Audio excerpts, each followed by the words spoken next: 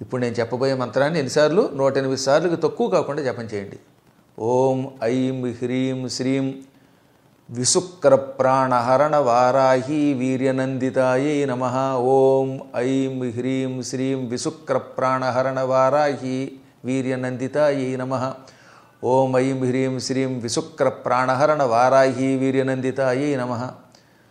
విశుక్రుడు అని ఒకడున్నాడు. వాడు భండాసురుడి దగ్గర ఉండేటటువంటి ఒక గొప్ప నాయకుడు. వాడి ప్రాణాలు హరించింది వారాహీదేవత. ఆ వారాహీదేవత యొక్క పరాక్రమానికి అమ్మవారు ఆనందపడిందిట.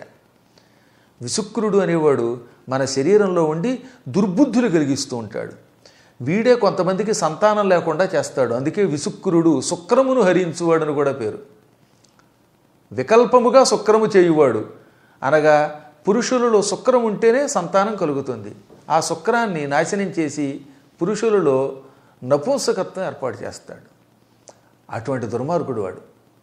ఇప్పుడు ఎందుకు చెప్తానంటే ఈ మంత్ర జపం చేస్తే సంతాన ప్రాప్తి కోసం అలమటించిపోతున్న స్త్రీ పురుషులకి సత్సంతానం కలుగుతుంది, అనుకున్న సంతానం కలుగుతుంది.